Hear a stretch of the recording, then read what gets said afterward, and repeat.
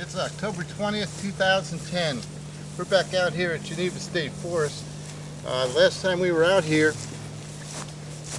we see a flock of turkeys right back in this area. And this is just abundant wildlife right back in this area. We was hoping to come back and catch them today, but nothing out here today. But every day is different. It's early yet. We just got here. We had lunch. Sit out here and relax. Any day out here in the forest is a good day. I want to show you something. Right back here, here's a limb of a water oak tree. It's been here a while, and he's got somebody that's hitched on for a ride. For your people who like the holidays, I'll show you what that is. I'm sure you put up a sprig of mistletoe. Well, if you ever wondered where the mistletoe came from, there it is right there. You can see how it just pops out of the limb of hardwoods like oak and elm trees. And this is an old water oak, and he's just kicked right in and taken over his small portion. The berries aren't out yet, but the leaf configuration is there, and it's got some small berries starting to form.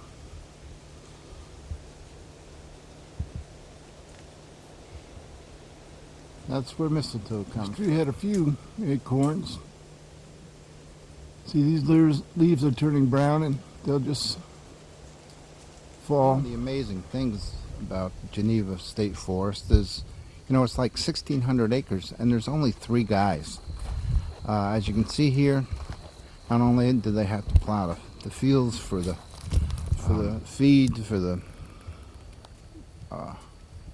wildlife that live here, they also have a crop of these long needle pines.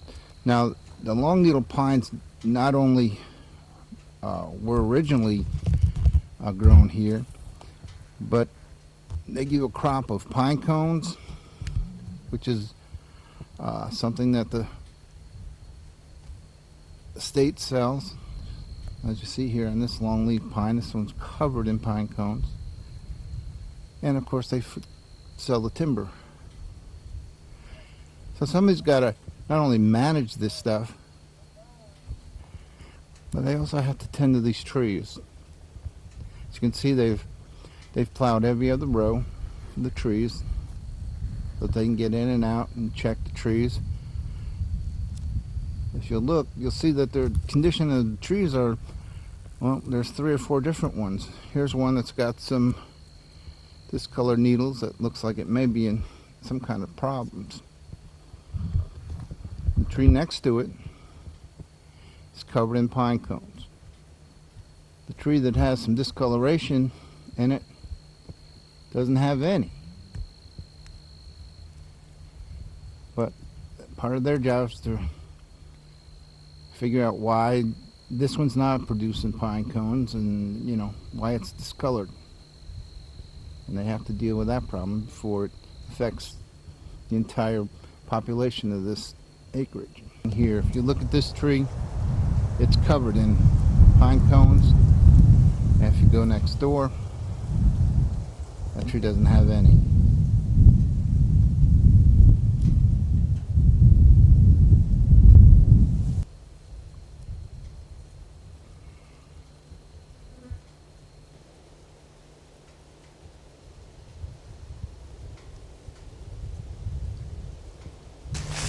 And we followed a road from that main road when we came off that field, and we ended up back here, and there's a gate for some private property. So that's actually a road, it's not a fire break, so next time we come out we know that we can ride on it. It's beautiful property back here, all kinds of pine trees and hardwoods. See some fox squirrels, and it's, you know, if you just want to be alone, get some peace and quiet, I mean, listen, that's peace and quiet. I know I didn't even know that this kind of relaxation even existed. For the years that I was in the grind of going to work, getting up and going to work, and coming home and working overtime and working a second job and the kids, and it just sometimes just got overwhelming. And I think if I had had a place like this 20 years ago, I could have probably been a gentler person.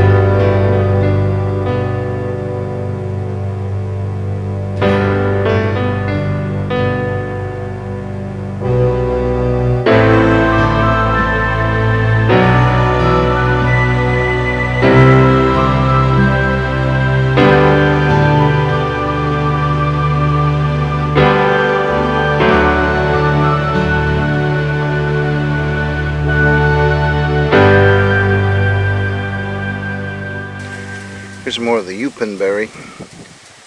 I think I've told you before how Indians used to eat this to settle their upset stomach.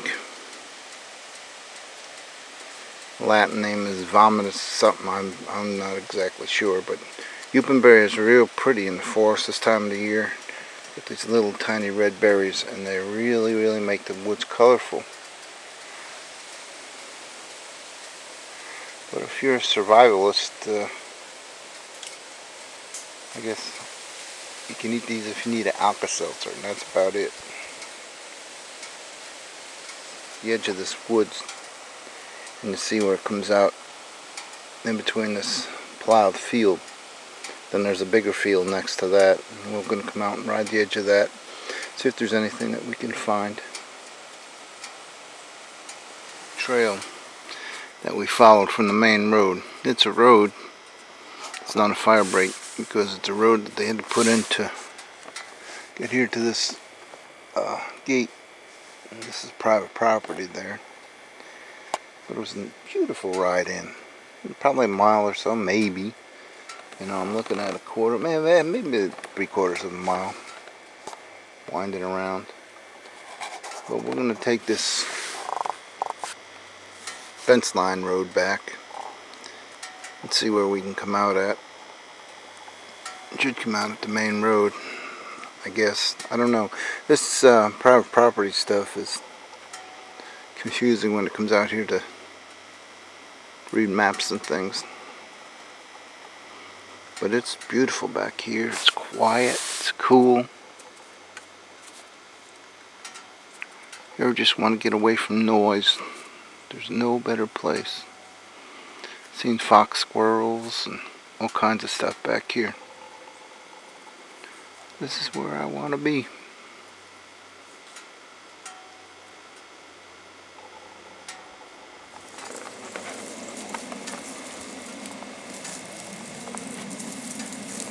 There's another armadillo. It's like the third one we've seen today. This guy doesn't even know we're here. Or at least he's on a trail or something. See where he goes. He smells something.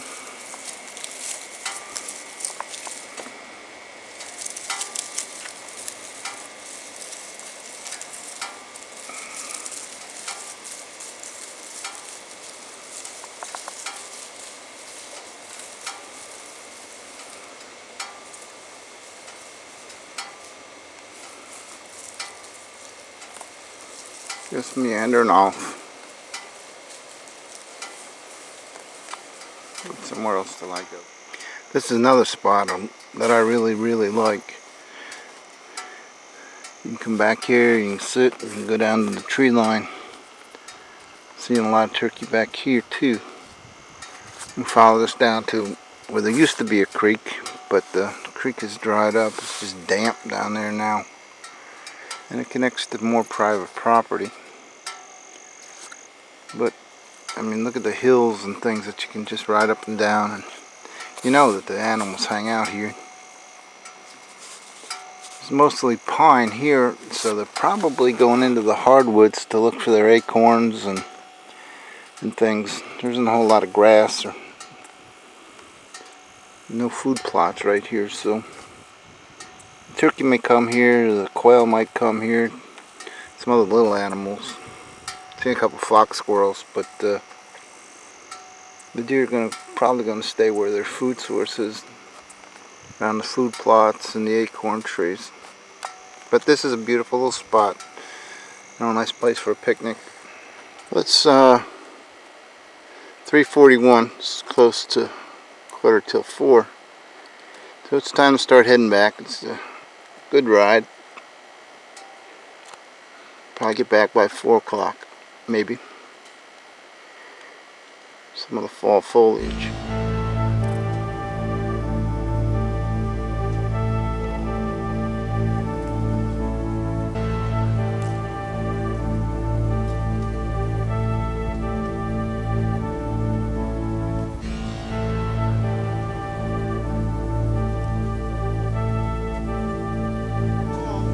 I look over and I see this plant. And for a minute I thought it was plums. But now that I look at it, they're real hard. They're more like a seed. I don't know what they are, and I'm not going to eat them. But they're ready to come down. So we'll just put them down here. They sound almost hollow.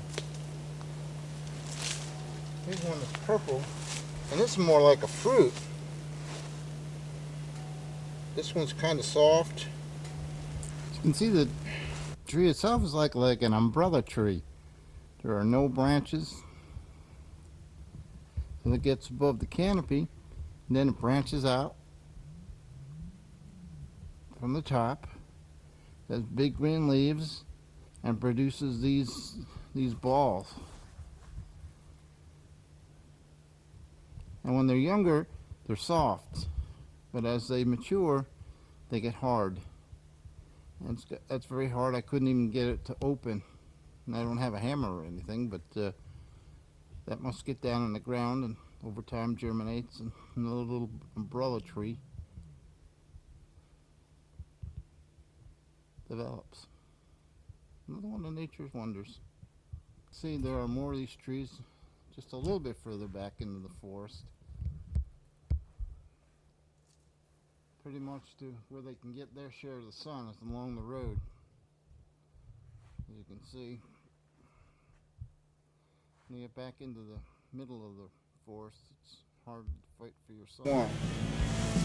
Well, it's been another great day here at Geneva State Forest, and I thank you for joining us. And I hope to see you out here at Geneva State Forest. We'll see you the next time.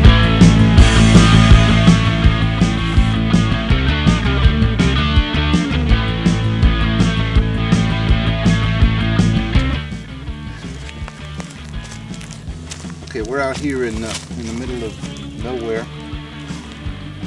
Thank God for GPSs and so forth. I've got a bee trying to get into my soda over there. I've seen some squirrels, and I'll tell you what, they had bigger nuts than I did. But they're trying to get ready for winter, and things are really beautiful out here. So grab your four-wheeler and come on out, especially you women.